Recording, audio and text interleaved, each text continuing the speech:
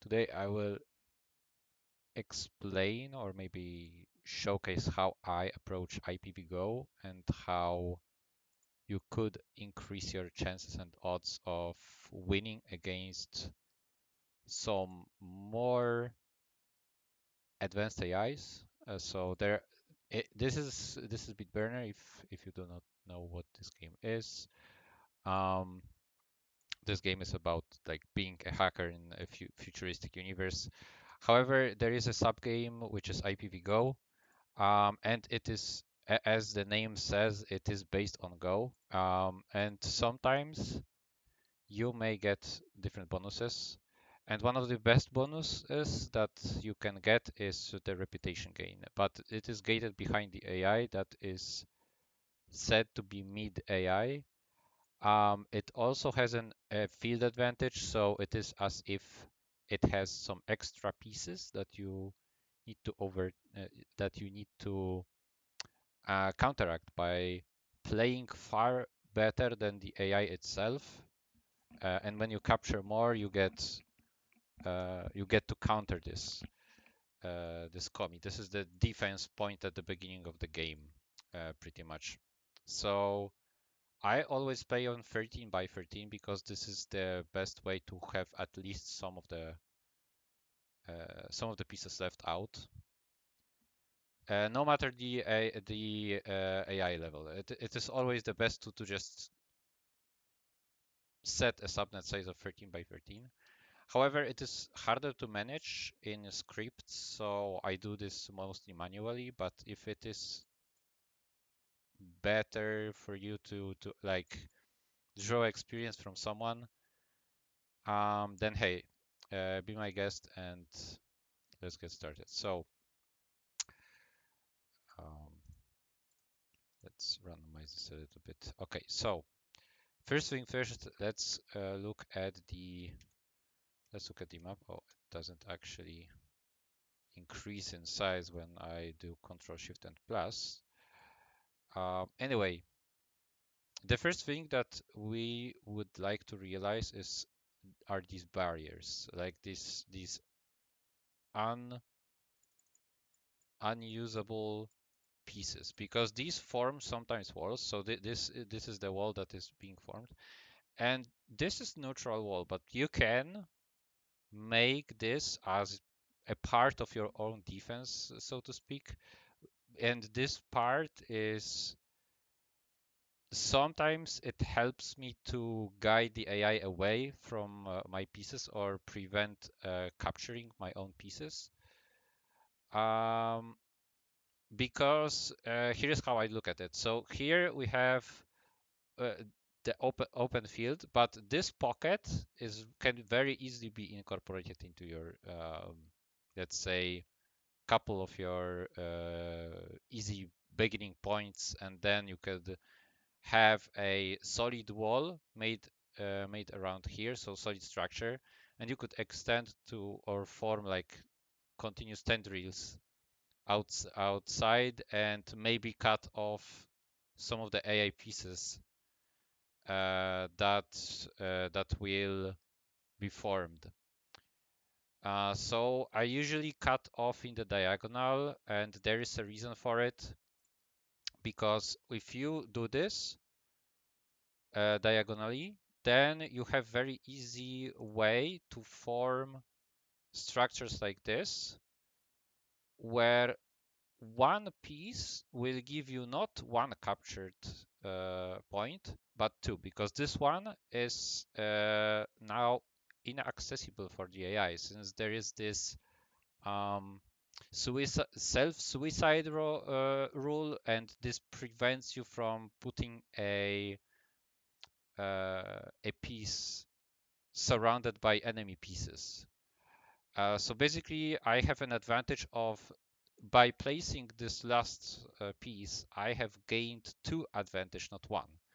And this is the common theme that you will see even AI exploit, like putting not in lines, because if I were to, for example, make an indestructible structure, indestructible structure, let's say, let's put it that way.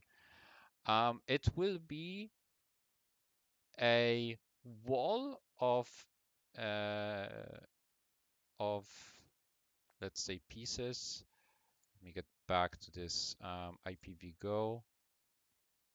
Can I control F? No, I cannot control F.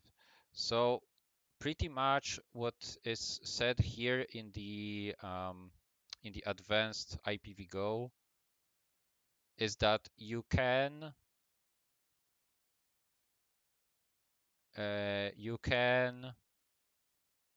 like I don't know where is it. You could probably search this document. It is pretty much to build an 8, and within this 8 you have two uncaptured, um, let's say, nodes.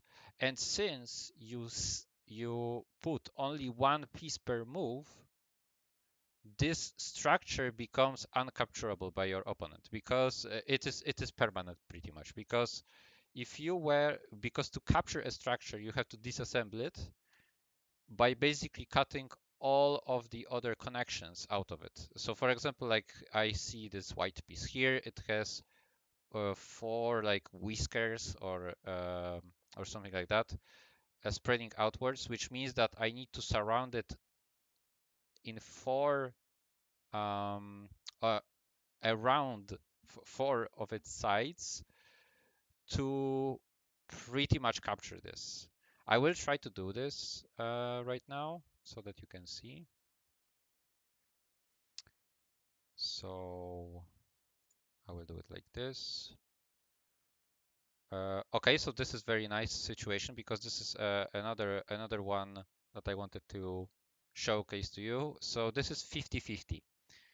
If you see a wall of diagonal pieces being put on the side, now you have an opportunity to capture one of your opponent's pieces by placing one of your pieces between the two of your opponent's pieces. So you do it like this. As you can see, both of these flash, and the opponent has to decide which one it will keep. The opponent kept this one, but it doesn't matter, and we captured the other one. So here, as you can see, there wasn't any opportunity for him for the AI to have any other connections. So I captured this piece. And this is the common theme pretty much. What you will do is exactly uh, what you can see. So you surround it, and sometimes you will be able to capture an opponent. But it goes further than this, because sometimes you might see that the opponent actually anticipates the action of you capturing entire like assembly or entire or one of these pieces. So what AI will do is it will form a chain and it will prolong its let's say death. But sometimes you can actually trap the AI, and we will do it now. Uh, Trap the AI in thinking that it won't lose, and wasting opponent's moves up until it finally surrenders the structure, and make it pretty much um,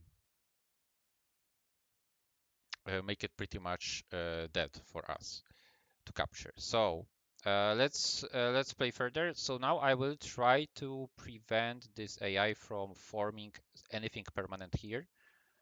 So I will do something like this. What I see is that, okay, I know that it doesn't uh, when my opponent trying to build a structure, if my opponent can't have any opportunity at having two open fields embedded in the structure, then it won't be able, or my opponent won't be able to permanently capture that part of the board. So what I will do is I will now try to prevent from my opponent to capture this bottom left piece.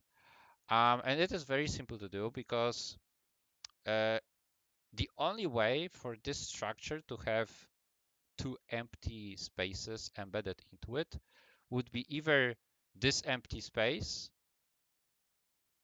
and this empty space, and surrounded it by my opponent's pieces. Oh, I actually screwed up. Okay. Um, I hope I can recover this. Okay, I could recover this. I did uh, mess up here because I didn't want to click, but I did click.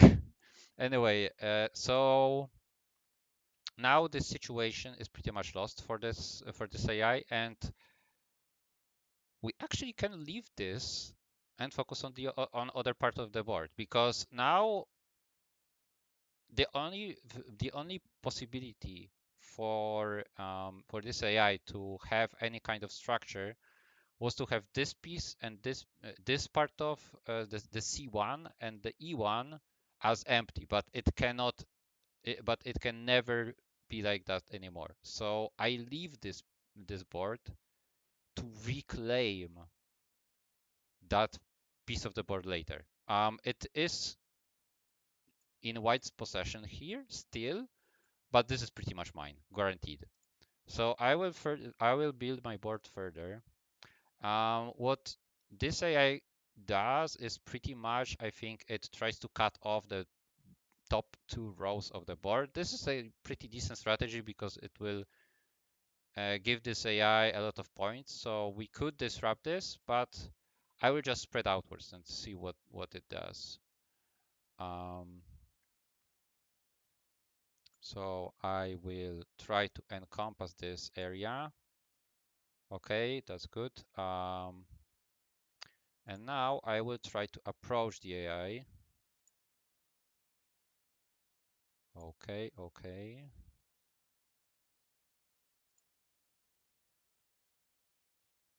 Okay.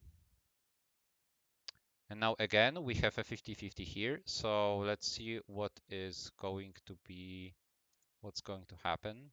I think, yes, this was the right call to do.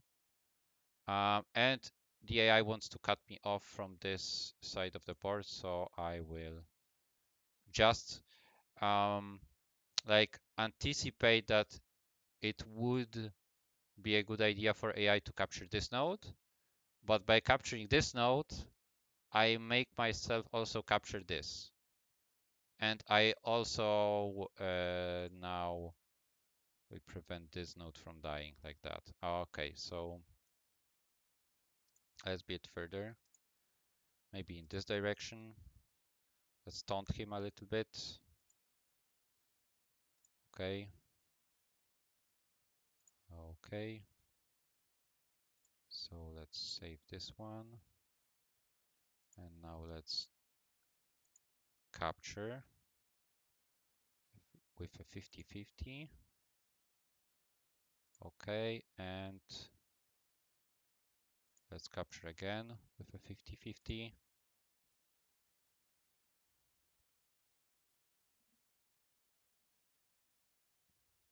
Okay, so now I would like to have this part of the board closed for myself. I can give this AI these pieces. Anything that happens here is a dead move for the AI. This would be a result of this. But before, let's capture these two. Okay, and now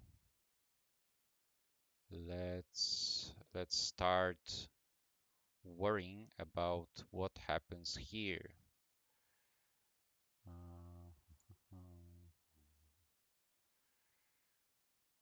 Okay, that's a little bit worrying.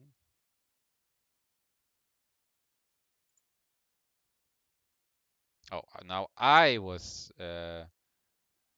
suffered this effect. Okay, so I will make a chain here.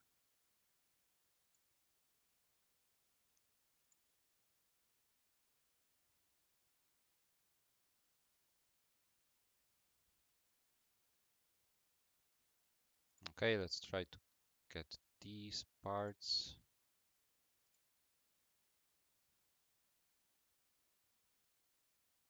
Now this one. This one. Oh, I could capture this. I didn't perform it very well, but I will do this and this. Okay, so I have 83, and now I will join some of these, and I will try to actually form something. Okay, so everywhere here there are suicide rules, so it is pretty much impossible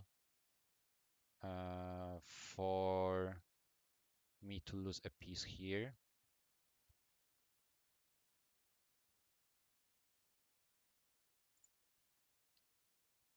Now let's move in here, here, and as I said, he already passed, but here's the catch. I capture this and I win pretty much decisively. And because I left this part of the board because I knew I will win, I could have progressed further here and capture or prevent more captures in this part of the board. So this is very nice if you can identify the situations like this, that you already captured a part of the board, even though it is opponent's part of the board. If you can identify that you can recapture this, you can just leave it out, go further away, prevent opponent from advancing in other parts of the board, and then at the end of the game, your opponent won't move there because it's futile and you can just recapture, reclaim whatever was left. Okay, so end game. Let's make yet another game. Okay, so here again, what would be the nice area to capture? I see that there is a wall. There is like a sliver of walls here, here, and here. So it wouldn't be a bad idea to just cut off this part, right? And we will do this. We will try to do this. Let me capture this thing. Okay. This is softly captured. So now let me spread outwards towards the enemy. Okay, so there is lots of situations for 50-50. Here's, for example, one that is very good. Oh, there wasn't actually. Anyway, yeah. So, oh, now I am surrounded.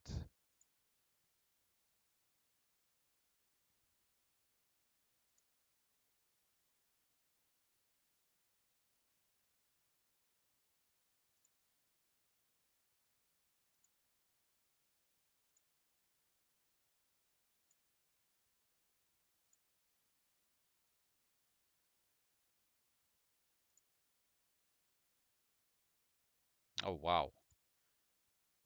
Okay, I will recapture this part of the board then. This was very bad, by the way. I shouldn't have done this. I was just like YOLOing. You should never YOLO these parts of the board. But here is another trick. So this part this guy thinks that this part is not in danger. So, but there is very, very, very high chance that we can recapture this. So what I will do is I will just cut off this area. Um,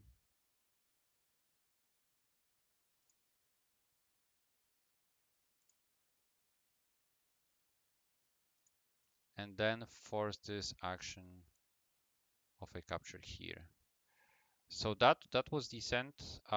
We kind of redeemed ourselves slightly, very slightly. Okay. So this guy tried to advance here, tries at least. So let's prevent this guy from advancing any further.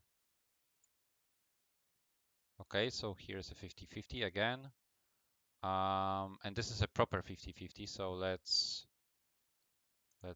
force this dude out of here. Okay. And we will try to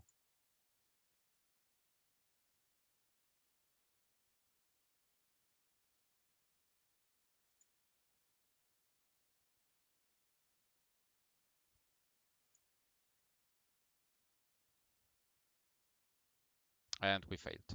So we did not make it in time, unfortunately.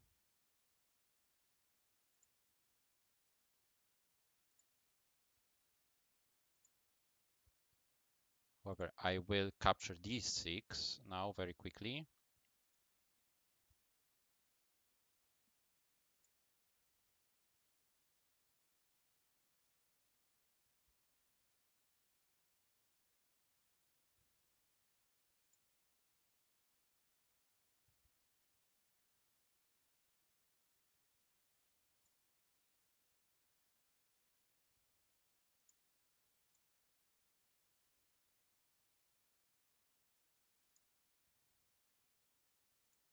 Okay, I reclaimed these. And now I don't think we will be able to get more, but very slightly. But I have won this part. With the mistakes at the beginning really did prevent me to actually realize the process, and also this really messed up. I did mess up with this part. But with this quick reclaiming uh, and this entire chain that kind of fought piece by piece, piece for piece against the AI, I was able to kind of weight the situations in my favor. So let's play again. This is plain board, which is very interesting. I haven't seen very much of this board layout, but the strategy is kind of the same, except that you do not cut off the entire, like, let's say, a section of the board. I just what I do is I try to counter the enemies putting one piece in one of the corners. So, for example, I think uh, the enemy wants to put a piece like 2 columns and 2 rows above, and in the corners, but like inner corners of the board. So I will just anticipate this, and I will start building my board like this. And here it is. I will be able to uh, cut the guy off. And here again, cut the guy off. And that is a pretty decent start of the game, I would say. And again, We'll cut the guy off. Okay, and what we will do is I will actually realize this process now. Very bad move, because, and again, the enemy did not capitalize on the situation to cut me off from this side. I wouldn't be able to capture its two pieces here, but I was able. So this is definitely a mistake of the AI. And now what we will do is we'll actually try to cut through this part.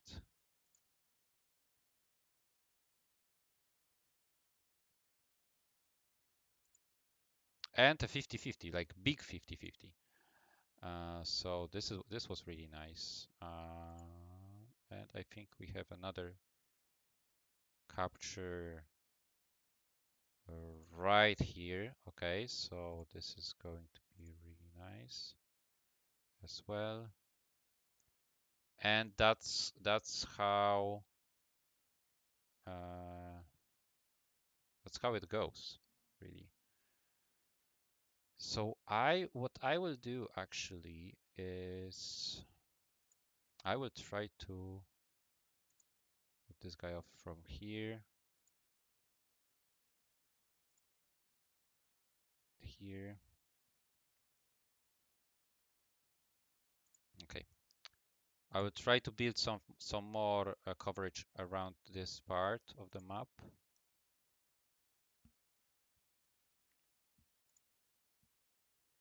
With the same strategy. So we lay uh, like in the diamonds pattern most of the pieces.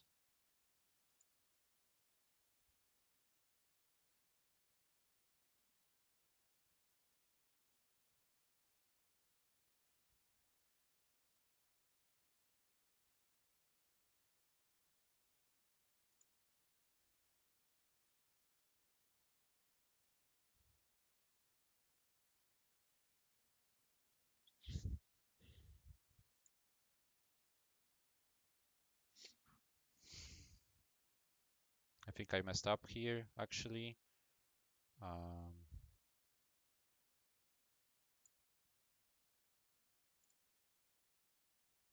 Yeah, because he now has indestructible structure here. I cannot recapture any of these nodes.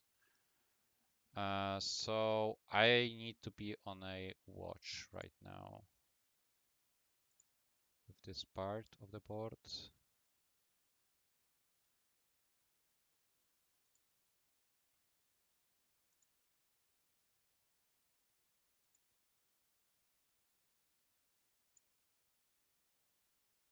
Okay, I can recapture this later.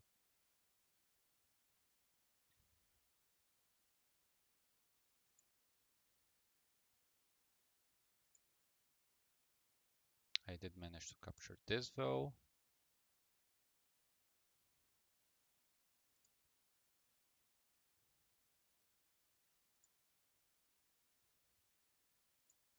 And this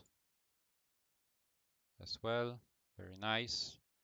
And here already, as you can see, I have this part of the board as well that I am perfectly fine leaving because I am going to just capture this later. But I progress everywhere I can from the pieces that my opponent can reclaim or can extend towards. So yeah, so that's now the strategy that I am going to deploy.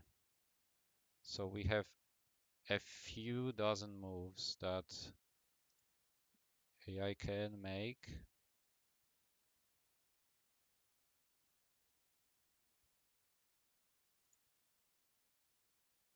Okay, and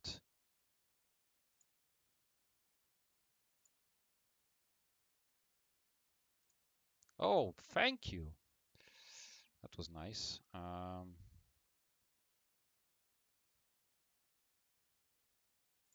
So here it is again. That's the piece that I want buffer recapturing, and this one. Okay, 105 against 70. I think you got the idea slightly what I am doing with this entire strategy of forming sometimes the diamond structures and covering more area that I would otherwise have covered. Um, Notice how many owned empty nodes do you have against your routers that you placed. If it is like a 50% or 30%, it is going to be a very good, let's say, indicator that you get better at this. And as I said, sometimes you can just leave the area uncaptured, even though there are enemy pieces, because when you identify that you can recapture the entire area, you can just leave this and disrupt enemy anywhere else, and just save the future moves towards your own progression or further disruption of the opponent. So that's the entire strategy. I hope you like this. And yeah, that's and the 50/50s. These are slightly helpful as well. Sometimes they can be really helpful. Okay, so hey, thank you very much for watching and see you.